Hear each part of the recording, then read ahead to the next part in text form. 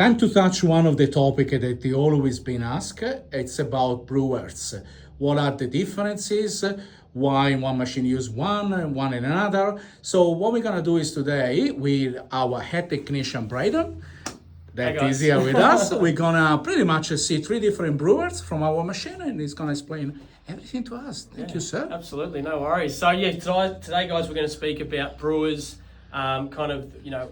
what a brewer does in your coffee in your coffee machine, some benefits, some negatives, different types of brewers, grammage, etc.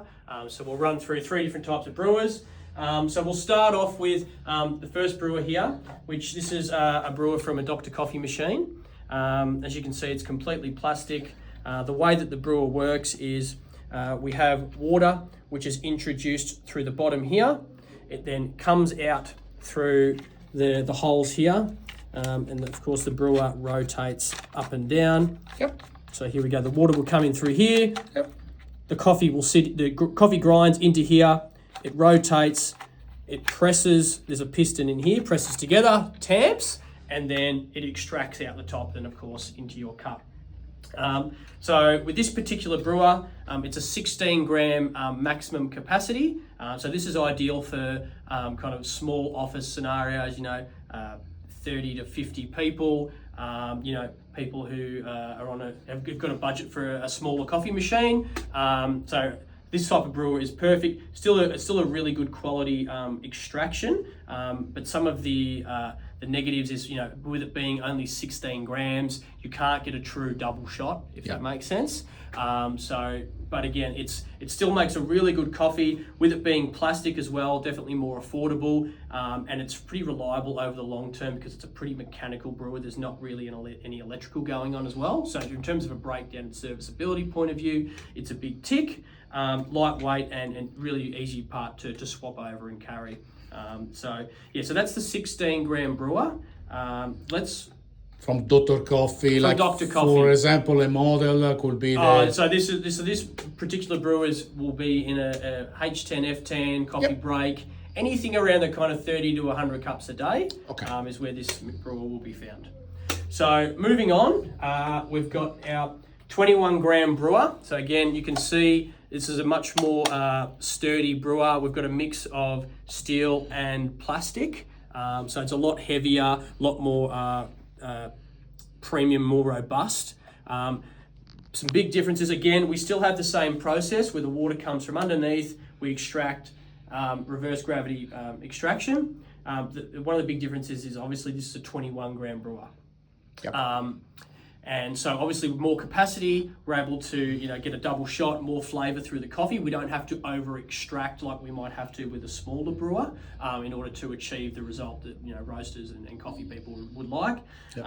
Another difference is, like I said, it being in steel. So a slight negative of that is sometimes with the steel, obviously if it's cold, you can get some variance in your extraction, whereas the plastic heats up a lot quicker.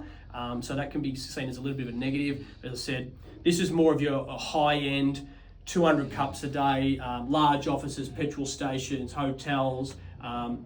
You get that more premium coffee taste through this brewer. So there's definitely a big difference in the taste. Of course, more expensive, but again, it's dependent on what output you're looking for, what kind of flavour you're looking for, and of course the budget of the customer, of course.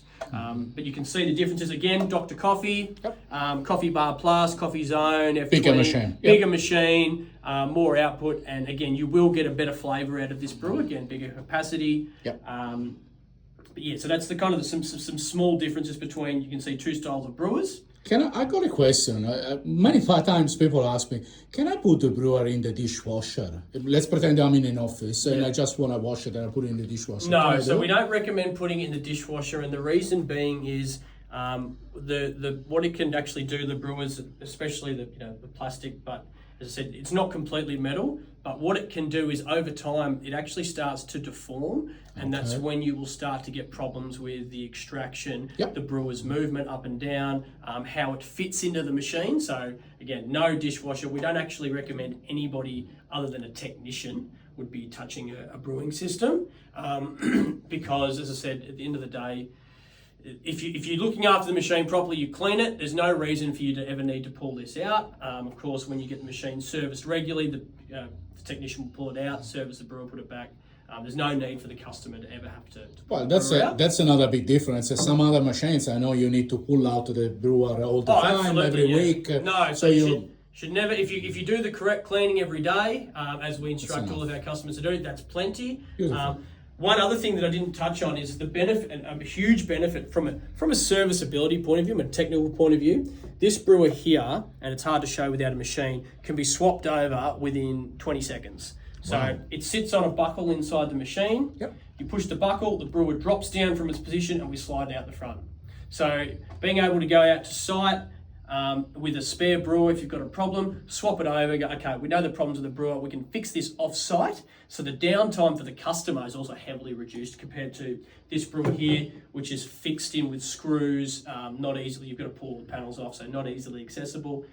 So again, another kind of difference between those two there. So beautiful. And now let's go on the big one, so we can talk about downtime. Yeah, of course. That's an important topic, but also about flavor, I guess. Of course. So the biggest brewer we've got here is this is from the K Smart X. So major difference between these, as you can see, just in terms of the size, 24 gram brew unit, but this one has a lot more finer details, which allows us to get the best out of our coffee extraction. So different, as I said, without going too technical, lots of small things that make a big difference in the cup. Yep. So again, having the bigger brew unit, encoders for each piston, reading the positions, being able to relax the pistons. If we're making extraction, being able to so if you're emulating a traditional machine, being able to profile, we can do that with the K. You can't do that with the you can to a degree, but not as well. This one you've got a lot more a play, whereas those it's kind of set. But with this one, as I said, it's a lot heavier, a lot more robust. Again, more of your very high end premium, cafe. Top of the line, people who want barista quality coffee without having the baristas. As I said, these two brewers here can make a great coffee, but this brewer here it's in a league of its own. But again, the best thing for me in terms of, again, serviceability is the fact that it's modular, meaning that I can pull this brewer, the whole machine, but I can pull this brewer out in 1 minute. So it's just all quick connections, push, pull it out. Got a problem with the brewer, go to site, swap it over. Course, again, with it being a modular machine, more expensive, a lot more going on. So if you've got the budget for it, great. In terms of a serviceability point of view, this one is definitely the winner. But as you can see, as you go up in the levels, depending on your budget, depending on what you're trying to achieve from your coffee, we have a solution for each one. As I said, everyone's got their pros and cons, but as I said, they're all fantastic pieces of equipment.